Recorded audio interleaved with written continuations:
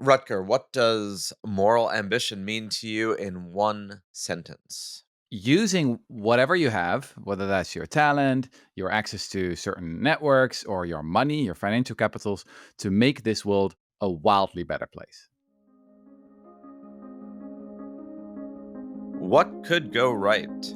I'm Zachary Carabell, the founder of the Progress Network, joined as always by Emma Varvalukas, my co host, the executive director of the Progress Network. And this is What Could Go Right, our weekly podcast where we delve into a more constructive view of humanity, human nature, and things going on in the world as an antidote to or an adjunct for all the bad news that surrounds us all the time. We know a lot of things are going wrong in the world. That is not news. In fact, it is the news, but it is not news to any of us. We know that that's true. And because it's such a dominant part of our collective social media news diet, you name it, we often, we believe, forget that there's a lot going on in the world that is good and constructive. And there are a lot of people dedicating their lives to creating solutions to human problems. And in that spirit, we're going to talk to somebody today who has indeed dedicated his life and created an organization whose sole dominant purpose is to say, hey, wait a minute, there are a lot of things going on in the world that need attention that business and the market alone or even at all don't solve for, and that government doesn't solve for, but that people can, if they are ambitious to make positive change in the world, can in fact make positive change. And as we'll see, there is always a complicated relationship between the desire to do that and needing the money to do that effectively so that these things are not detached from market or government. If markets and governments are in one form or another a source of capital, if not human capital, then actual capital. Nonetheless, this idea that we can all make change if our focus is morally to make change, constructive change, and not just to make money. Although, again, this is not a false dichotomy of like money bad, doing good, good. It's actually much more of a symbiotic, harmonious relationship between the two. And so, Emma, who are we going to talk to today? Today, we are talking to Rutger Bregman. If you don't know who he is a Dutch historian, journalist, and bestselling author. You might know of his previous books, Utopia for Realists or Humankind, A Hopeful History. But today, we're here to talk to him about his latest book, which is called Moral Ambition Stop Wasting Your Talent and Start Making a Difference. And it's connected to a project that is called the School for Moral Ambition, which is trying to turn idealism into action and actually solve some of the world's biggest, most neglected problems. So, are we ready to talk to Rucker and about his newfound, maybe not newfound, but his recently magnified moral ambition? Absolutely. Rutger Bregman, it is a pleasure to have you back on What Could Go Right. We are not huge fans of recidivism here on What Could Go Right, but you have been an exception to an unwritten, unspoken, but nonetheless hard and fast rule. Woohoo! And there you go. I feel honored. So you have not only written a new book called Moral Ambition, you've also started a center. You have relocated. You've moved to New York City, or at least you had the last time we spoke. I guess that could have changed in the past weeks. I mean, everybody's life is fluid these days, so one should probably Still here. assume nothing about where anyone is. My sense is the book and the center are twined. They are two manifestations of the same thing, or two branches of the same tree. So I guess pick a branch. Like what's moral ambition? Why start a center? Why move to New York? Sure. So I spent about a decade of my career in what I always like to call the awareness industry. So that means writing articles, writing books, recording a lot of podcasts, expressing my opinions, and then hoping that some other people will do the actual work of making this world a much better place. And I guess after a decade of doing that, I had a little bit of an early midlife crisis. This was my early 30s. And I looked in the mirror and I didn't really like what I saw. I was just like, what am I doing? Right? Isn't awareness vastly overrated? Right? We often know about the many challenges we face as a species, whether that's, I don't know, the next pandemic that may be around the corner, still massive global poverty, infectious disease. But I mean, do we do something about these things? I think very often there's a huge gap between our awareness and the action. So I thought, you know what? The next decade of my career is devoted to actually building things, doing things, having some skin in the game. The great motto of Theodore Roosevelt, the president, who said, "It's not the critic who counts, but it's the man or the woman in the arena."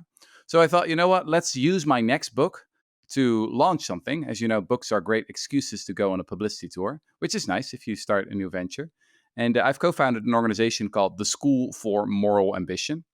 And what we do is we help the most ambitious, most talented people we can find to take on some of these most pressing challenges. Because sadly, a lot of them today are stuck in jobs that are perhaps not super socially meaningful. So yeah, we want to liberate them and yeah, both improve their lives and help them to make a much bigger contribution to the welfare of humanity. Yeah, so we just touched on this in our little pre-interview discussion about why so many people are stuck in unfulfilling jobs. And what you told us then is that you thought that the definition of success was broken. So I'm Mm. wondering if you could repeat yourself a little bit about that, but then also answer the question of, do you think that this is a problem of humanity? Just like people are like this, like we're more concerned with doing well for ourselves and doing well for others?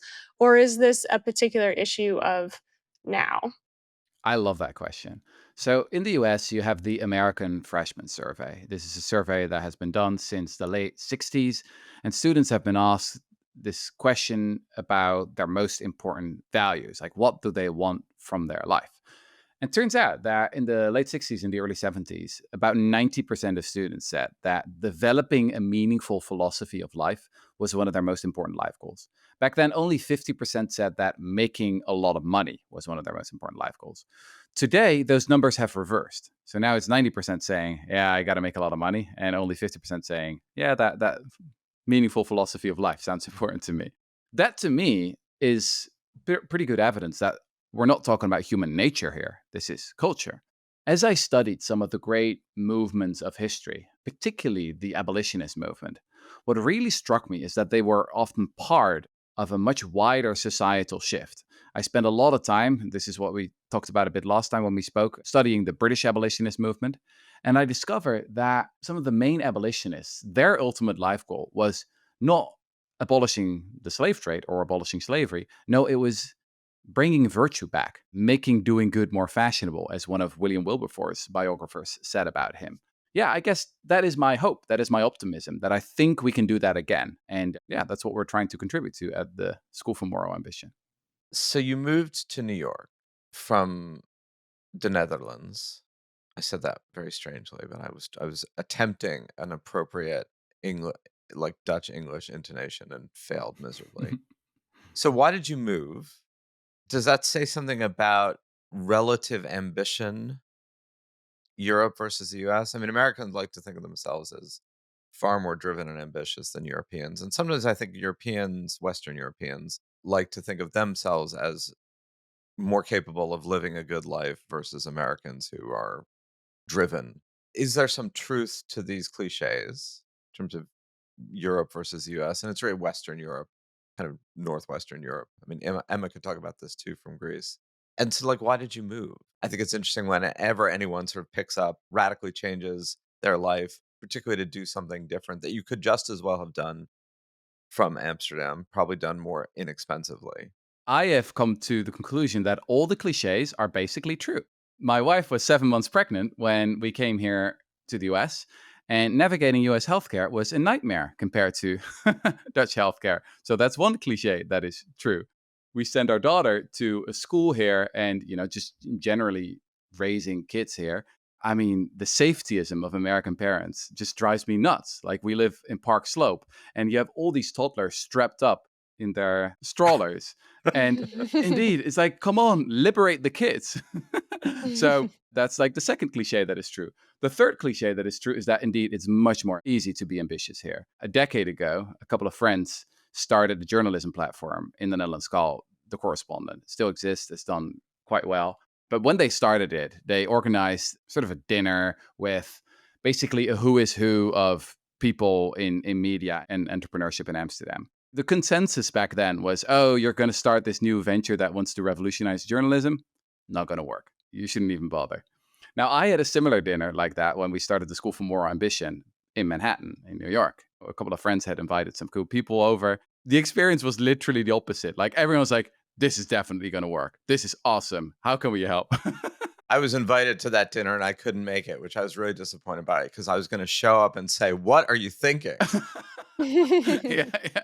But again, like the that cliche is true as well. The work ethic, like the Netherlands has the shortest working week in the country, right? If you send emails to, quite a few of my colleagues in Amsterdam right now, you will get out of office replies that they'll be back, I don't know, sometime in 2026. While if you send if you send emails to my American colleagues or just, I don't know, people here in the US, you get like out of office. If you get an out of office, it's like, I'm out of office this Friday from 10 a.m. to 11 a.m., but you can still reach me on this number and on that number and on that number. And if not, then you can try that person and that person. So, yeah, I've basically come to the conclusion that the cliches are true. Or you'll get the out of office response and then the person will respond 10 minutes later, Yeah, exactly. Yeah, yeah, which yeah, just also frequently happens. Like, "I'm sorry, I'm out of the office." And then they just like yeah, magically respond to you anyway. yeah, yeah, yeah. If you're building something, I think the United States is a magical place. It really is. You really need that energy. You really need that ambition. You really need people around you with a strong work ethic who are like, yes, let's go. I guess one thing where I've been pleasantly surprised is Dutch people can be a little bit arrogant, and when we look at Americans, we sometimes think like, oh, they're like a little bit shallow, right? They say things that they don't really mean. And I guess I was a little bit afraid of that as well. Like, for example, at that dinner, a lot of people offered their support. And then you're like, yeah, but really? You say that now, but is that going to happen? And what my pleasant surprise has been is that, sure, you need to chase some people sometimes, but if they, if they've said it, then keep chasing them and they'll do it. So that's been a nice surprise where the cliche didn't turn out to be true. Emma, you went the other direction. Maybe the two of you Hmm. just managed to maintain cosmic equilibrium. One person from Europe went to the United States, another person from the United States went to Europe, and everything. We'll just call it a draw. But does that resonate with you as well? Well, I mean, I do tell people that the most common question that Greeks ask me when I tell them I moved from New York to Athens is why, and the "would you do that" is implied there. They're like, "Everyone's leaving here. Why would you come back here?" But I think that has more to do with, like, the actual economic circumstances, and I would say cynicism about getting ahead here, but I think it's just genuinely really hard to get ahead here. Where the Netherlands is a different story. My boyfriend lives there, he works there. You can succeed in the Netherlands, but just a lot of people there, in my experience, it's exactly what Rutgers says. It's like, hey, July is the month we go on vacation. So you need papers for XYZ, come back to me in 3 weeks. I guess Europeans often also feel a little bit offended when Americans talk about Europe as if like Europe is a thing, right? I recently spoke to someone who was happy that she now lived closer to her mother. She was an American. I said, "Okay, you live closer. Then where does she live?" "Yeah, it's only a 2-hour flight now," she said. And probably like in Greece and the Netherlands, that's like social death, right? The 2-hour flight from the Netherlands gets you to, where does it get you? I don't know, Switzerland or something. In your area, I know you talked about kids being sort of suited out and no risk. There's an entire now opposite movement that Lenore Skenazy and free range kids and also Jonathan Haidt have been adamant about, pushing back against this overprotective, not having kids out and about as a real problem for child rearing and what kind of resilience you're creating for adults. So it's interesting you mentioned that, but there is also now, I think, a counter reaction. On the flip side, I wonder, and maybe both of you, I'm kind of asking Emma a question around this too. What is wrong with a good life, not a good life of ambition that you're talking about, Rutger, but the good life of, yes, it is unfair to characterize Europe as a thing. It's, nearly 30 countries of lots of different histories and multiple languages, and we all know the issues besetting the European Union as a union in name, but less in substance, more in form. But like, what's wrong with having reached a level of affluence? I mean, the whole point of late stage capitalism and the whole point of having created material affluence was to liberate people from the crushing need to constantly be working. So, what's wrong with taking July off and having a certain degree of ease? Maybe not lassitude, but just there are other things in life than pursuing one's ambitions, family, friends, just enjoying the beauty of either the natural world or the human created world. There's a lot to be said about this. I really don't think that ambition should suck up everything, right? Personally want to live a full, rich, well rounded life. And by the way, I'm also not saying that moral ambition is the only way to live a good life. I think there are many ways to live a good and interesting and beautiful life. I'm just saying that, yeah, it is a bit of a waste that a lot of ambitious and very talented people are stuck in jobs that perhaps are not super socially impactful. If I look at Europe today, I have these mixed feelings that on the one hand, I'm proud, to come from a continent that indeed seems to have figured things out in a way that, it's just much better. I mean, I just gave the example of healthcare, like a massively better experience in the Netherlands than here in New York. But if I take something like new technologies, right? We all know that China has become the industrial powerhouse of the world. Germany invested a lot in solar energy, but lost the whole industry to China. Then we all know that the US dominates big tech. And then if you look at the top 10 most valuable companies in Europe, well, there are some cool companies. There's ASML, which is from the Netherlands, right? The chip manufacturers, or the chip machine manufacturers, I should say. They're really awesome. But you see a lot of luxury brands like, what is it, Hermes and L'Oreal and Louis Vuitton. And I think Europe right now is at risk of becoming one big Venice, right? A beautiful place, but that it's just a place where you go to, as a tourist to see how people once changed the world. And it's comfortable, but it's also kind of irrelevant. I think a particularly good example is the AI Act, right? Which was a big act that was recently passed in Europe. And I think, for good reasons, it's important to regulate this technology.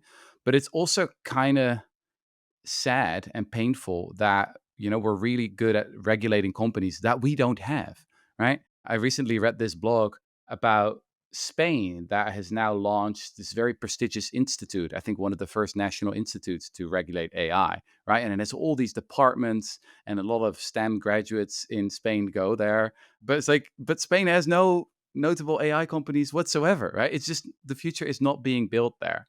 So I guess that's a problem. What I also see, by the way, is a counter movement. I know a lot of young entrepreneurs in Europe who feel that same thing and who are like, no, we want to bring ambition and entrepreneurialism back to Europe. So there are hopeful countersigns. But I think that is definitely a risk of what's happening in Europe, that you become a continent of regulators, right? That you're really good at, making things more complex for people who actually want to build things. And that seems to me another waste of talent. Piggybacking on what you said, Rutger, earlier about Europe is not Europe, right? Like you're saying that Europe has figured out healthcare. It's funny to me from Greece, where like I would not say that we have figured out healthcare. Like you going into the public healthcare system in Greece, it's obviously better than the States in that everybody has coverage. But if you have the money to have private health insurance here, you pay for private health insurance because the public hospitals are scary. I mean, there are good public doctors, but generally speaking, like a lot of people want to avoid the public hospitals here. And I think that when you talk about Europe, a lot of people are specifically talking about Northwestern Europe. They're not talking about Southern Mediterranean, and they're especially not talking about countries that aren't part of the EU. Like friends who come here to visit me in Greece are shocked that they're like, wait, you don't have automatic hot water and you can't flush toilet paper down the toilet. Like I don't think that's what comes to people's mind when they think about Europe. So I'm not sure that Europe has even really like totally figured itself out yet. Good point. Yeah. There's also the question of, can't you do more good by doing well for yourself first? And even like I think like some of the people you talk about in your book are people that inherited a bunch of money or had the leisure time to think about problems and work on problems. So how do you think about that question? So I'm happy to make the confession that ever since I co founded this School for Moral Ambition, I have become much more interested in money. There's this funny line from Margaret Thatcher who once said that the Good Samaritan didn't just have good intentions, he also had money. And the nice thing about money is that obviously you can use it to build all kinds of things. So, absolutely. This book is also a call for those who've done really well, whether they've inherited the money or built very successful companies. I think that is one of the main ways in which you can be morally ambitious. In the book, I profile some of the most important philanthropists throughout history. I talk about the extraordinary role that someone like Bill Gates played in the development of the malaria vaccine. While everyone or pretty much everyone was ignoring that issue and governments just would not invest in it, even Norway, Sweden, the Netherlands, right? These progressive governments basically ignored it. And then it took a tech billionaire to really take up the cause. Same is true for the women's rights movement, right? Where some philanthropists have played some extraordinary role. I've always loved the example of Catherine McCormick, who inherited a shitload of money from her husband. He died. She didn't divorce. And yeah, she was a pretty radical suffragette who fought her whole life for first the women's right to vote and then also for the right to contraception. And she really felt like, hey, we haven't figured the technology out yet. Like, we need better tech to really give women the control of their own fertility. Now, that idea in the 50s was so toxic, so controversial that even Planned Parenthood, a pretty radical organization, wouldn't want to touch it. But then she said, "Okay, I'll do it. I'll find the scientist that can do this." She found George Pincus, who had just been kicked out of Harvard because of his controversial research. He said, "I think I might be able to do it." And she asked him hundreds of questions, did a lot of research, and at some point was convinced and said, "Okay, whatever it takes, I'll give you the money you need." He worked on it for quite a few years, and then at some point developed Innovit, and that thing was so radical, so revolutionary that today we just call it the pill. That's one of my favorite examples of how a philanthropist and also how technology can start a moral revolution. In this case, it's hard to imagine the second wave of feminism of the 60s and the 70s without Catherine McCormick and without the birth control pill. So you're absolutely right. Money is pretty important. Considering the balance of those 2 things, if you were talking to someone, like, fresh out of school or going into school, would you tell them, like, "Go forth and make money, and then figure out what to do with it," or would you tell them, like, "Go forth and try to make a change and scrounge up money from other people who have it"?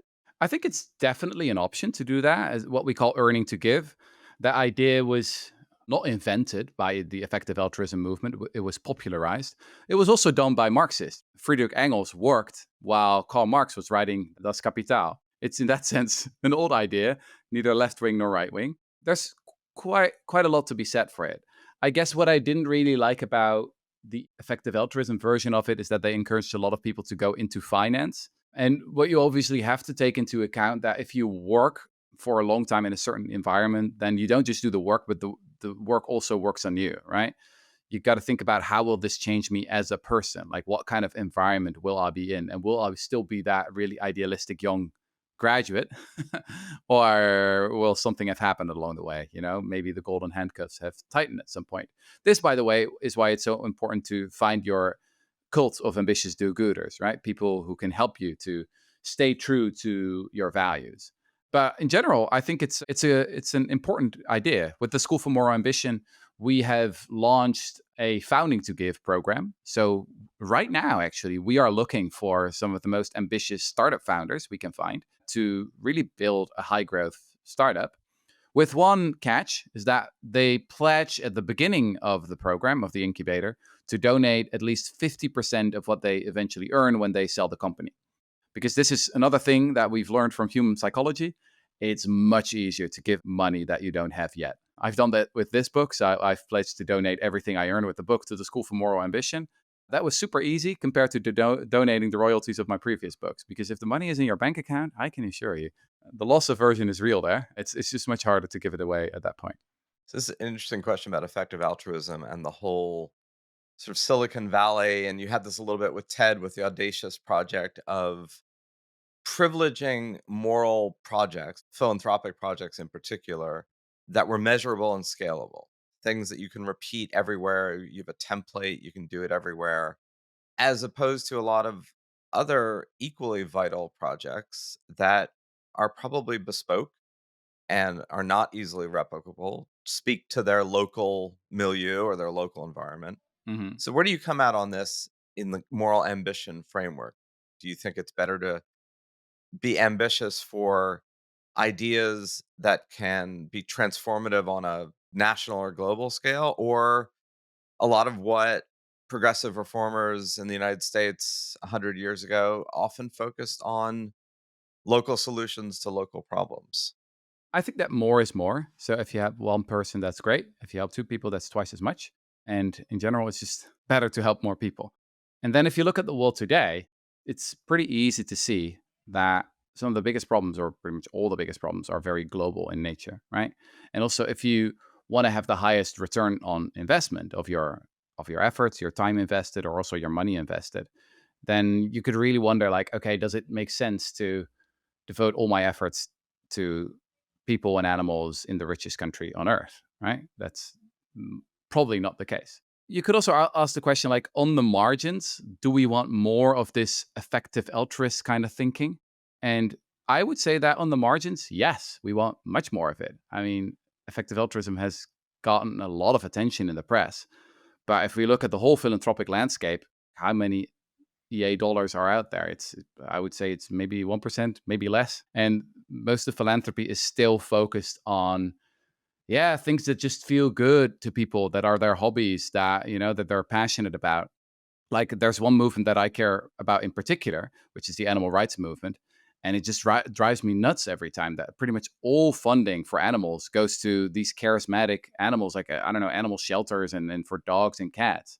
Even though in the US, like, the vast majority of animals are in these really horrible conditions in factory farming, but they get like a small percentage of the funding. So, yeah, like, if we ask this question on the margins, like, what do we want more of? I would like more spreadsheet thinking.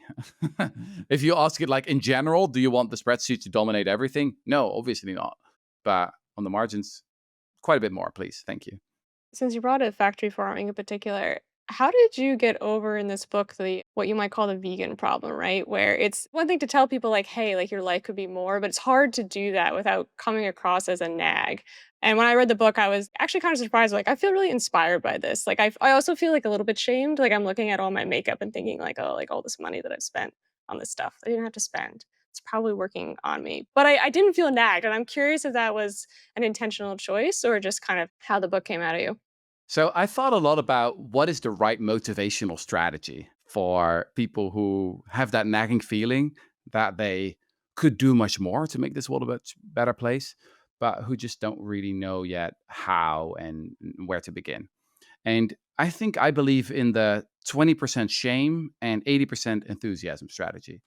So I begin the book in a quite provocative way, right? I like, the first chapter is called "No, You're Not Good the Way You Are," which is pretty much the opposite of a lot of self-help books that, want to teach you self-compassion or whatever it's called. And, like, no, actually, a lot of us could do much better, especially if we're quite privileged. And I do believe that there's some value in, I don't know, feelings of guilt or shame. In my previous book, Humankind, I make this point that humans are one of the few animals in the whole animal kingdom with the ability to blush. So, yeah, that can sometimes be useful, I guess. But as I said, most of it should be about enthusiasm, the excitement of living a life that is just much more interesting, just much more meaningful. I was joking with a colleague the other day. Imagine a documentary on Netflix that follows 12 people who have just started their career at McKinsey. I think that would arguably be the most boring documentary in the history of streaming, right? It would be a fantastic way to treat your insomnia. Maybe that would be one of the ways in which you could still make a profit on it. But, like, yeah, I wouldn't want to watch it. Now imagine a documentary about 12 young, morally ambitious people, right? Maybe they've just graduated from Harvard or another prestigious university. And instead of going to McKinsey, they take on lead exposure, they take on the next pandemic, they work on nuclear fusion, they do these awesome things. I would want to binge watch that documentary, right? So I think that is one of the promises of moral ambition. That, sure, it's going to be challenging. It's not an easy career pathway, but in the end, yeah, you've got only one life on this planet. Why not do something much more interesting than just following the herd? Rucker, you could launch a new reality show, and instead of calling it The Apprentice, you'd call it The Philanthropist, and you could have 16 people vying for the ability to give away, I don't know, $1 million, right? Instead of getting $1 million, they get to give away $1 million. That should be like the moral ambition reality TV show. I like that point. I mean, that is all about making doing good more prestigious, right? I often wondered, like, can we create a different version of the Forbes 400, which is not about like who are the wealthiest people this year, but more like, okay, who did the most awesome things, like who helped the most people this year, did the most amazing philanthropic projects, maybe something like that. Yeah. So, Rugger, harkening back to the beginning of the conversation where you were saying, after so however many years, kind of being a public intellectual historian, writer of books, and then you looked in the mirror and didn't like what you saw. And now you're embarking on this new project where you're hoping that there's going to be, an inordinate amount of impact. How are you feeling about it so far? Like, has your sense of self worth been revitalized? Like, and I ask it too because I think Yeah. it's really important that, like, biologically, we are wired for generosity and cooperation, things Hmm. like that, and we should have some kind of reaction to the fact that we are doing good in the world, right? Yeah. Yeah. So, two things. My whole career, I have always loved to climb new ladders. So, I remember very vividly, becoming a student, moving to the city of Utrecht in the center of the Netherlands, joining a student society and feeling really stupid. Like, here were all these older students. I was 18, they were 22, 23. They were talking about, I don't know, philosophy and anthropology and Wittgenstein and whatever. And I was like, wow, these people know things. It took me some time to realize that they just pretended. But I've always loved that feeling to start something new. I loved getting started in journalism, right? To be a young journalist at a Dutch newspaper, to learn about how it works. And that's also what I love about this new venture. I guess after a decade of writing, I was like, I sort of feel like you've figured it out, right? That you know how it works to write a book, to publish a book, to do the book tour, etc. It's like, is that what I'm going to do the rest of my life? And what I really love about starting this is that it's all new. Like, and I'm making so many mistakes and feel so many insecurities, like, and continuously want to ask all kinds of people for advice. Like, what do you do with this? What do you do with that? And yeah, the second thing I would say is that in terms of how does it feel? Yeah, mixed feelings, I would say. Indeed, definitely you feel more fulfilled when you're building something, when you have an actual organization and it's growing. We now have 17,000 members across more than 100 countries, right?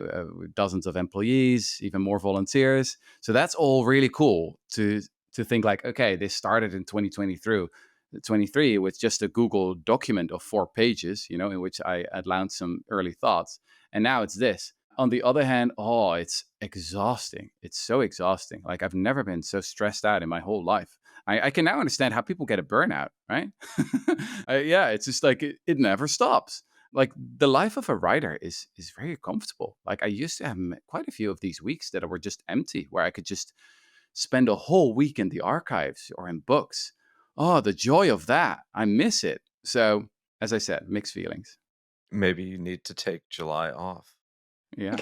I I I I, Get back to your I Dutch wish I roots. could, or I wish I knew how to do that. You're Yeah. Delegate, you're Rucker, delegate.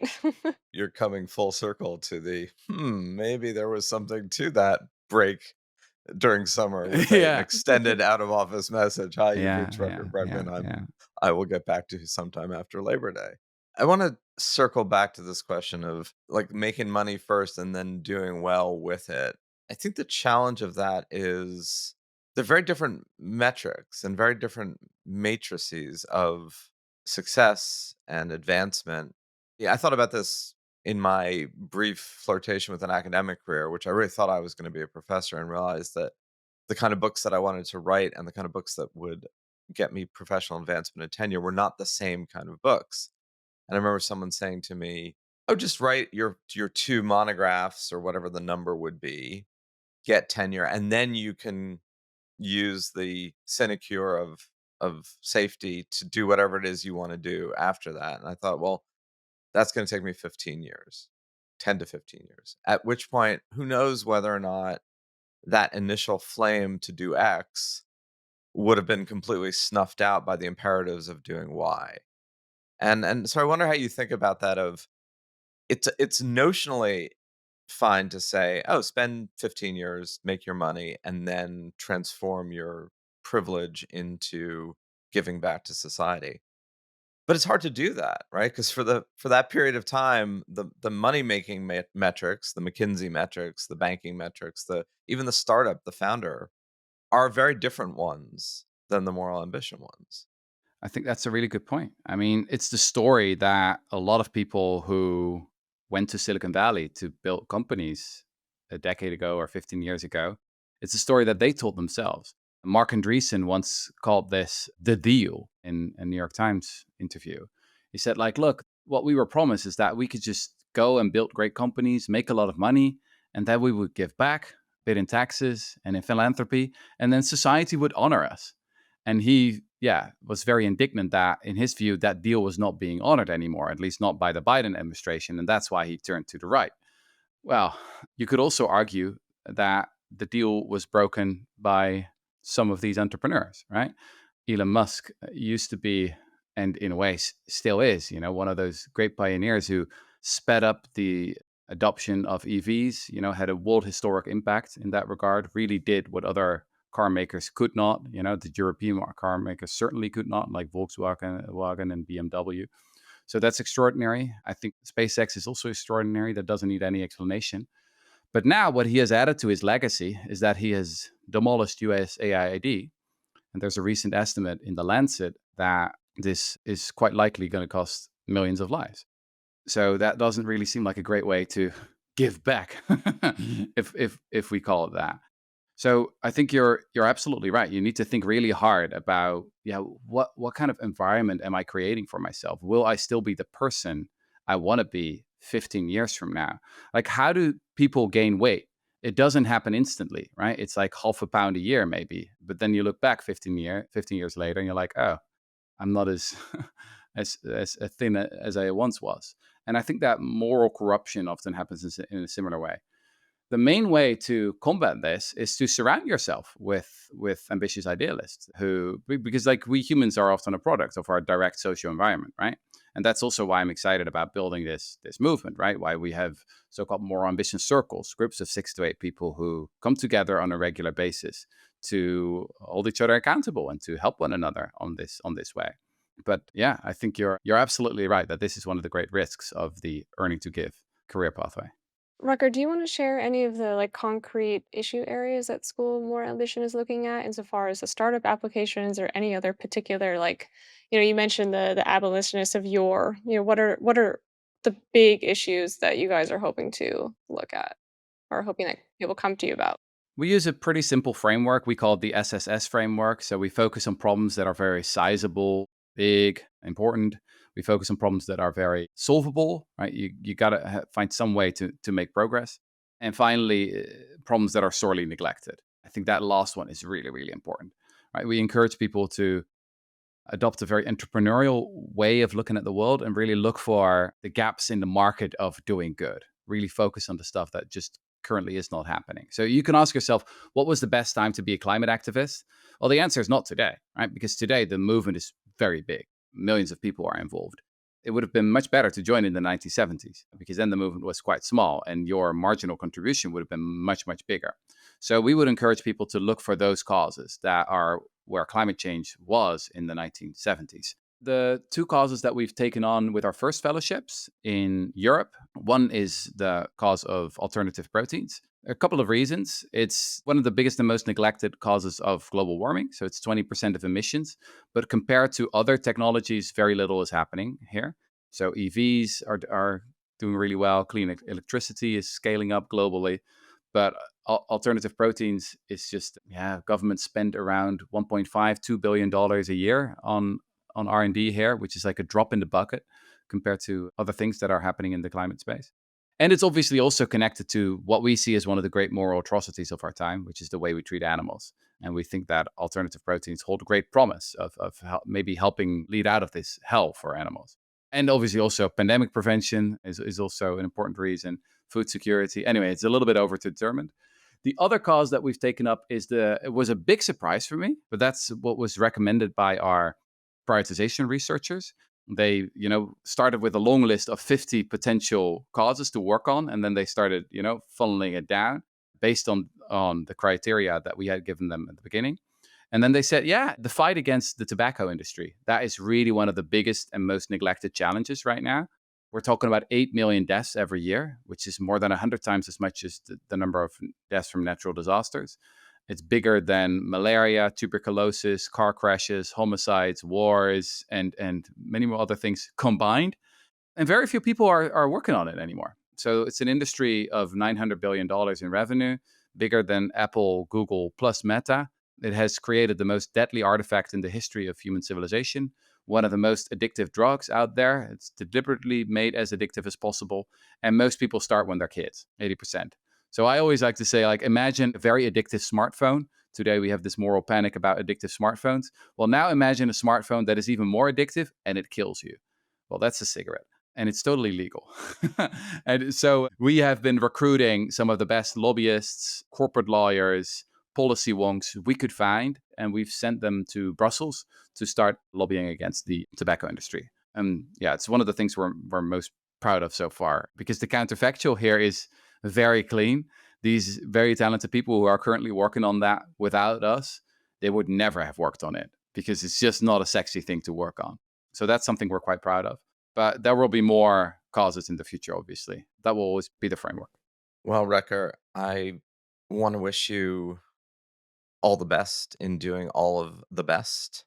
It's a brave, cool, risky thing to, as you say, merge out of the, I don't know if being a writer is of ease, but it certainly doesn't demand that you implement your ideas. And I think there's great value to just being an idea person. Mm. Obviously, it has its own cosmic warp and woof that's pretty essential to the evolution and change of the human condition. And obviously, bad ideas are also fundamental to the negative devolution of the human condition. So ideas matter.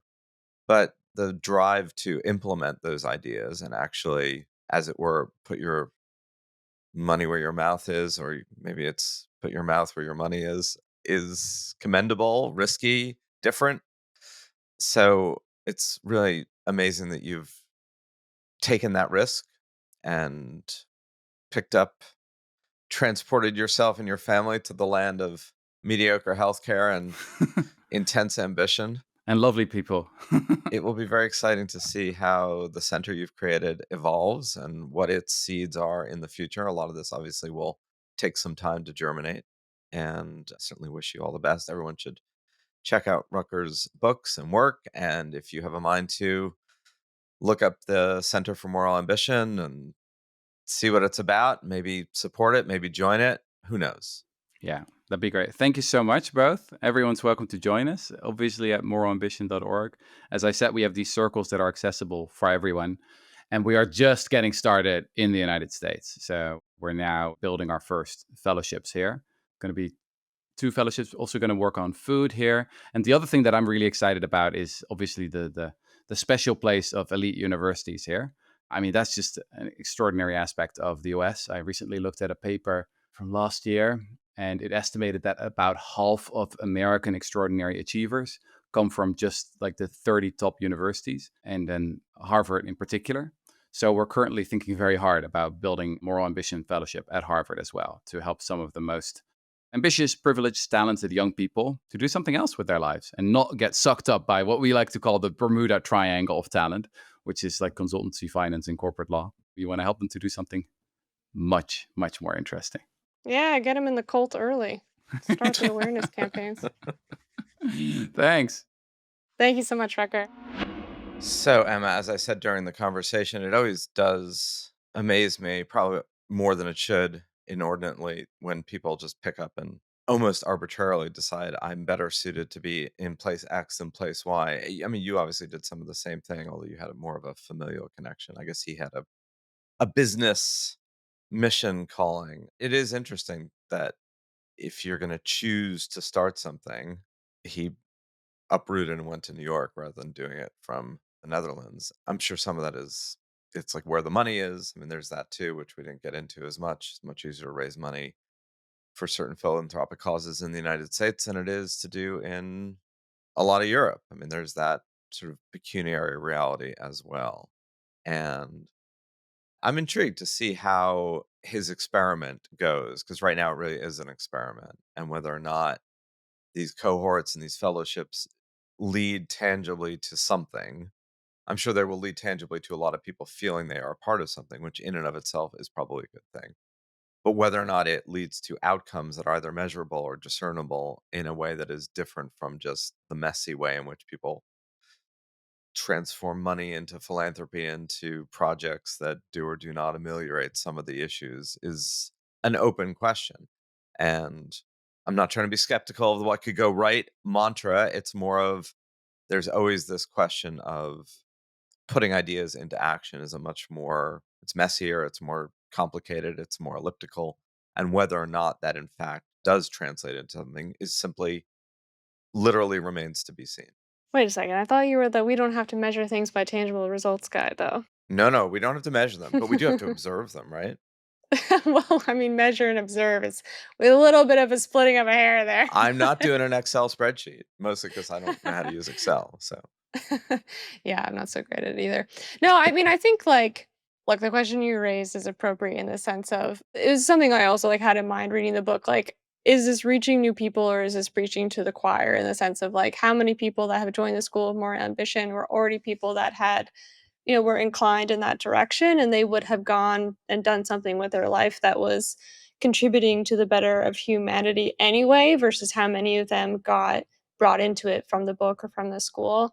I think that's why his framework about the sorely neglected areas is really interesting, and also his hopes to get onto college campuses, because I think then you really are kind of reaching people that weren't already in your network and your zone, their minds before they can, as he said, get lost in the Bermuda Triangle of corporate law and finance.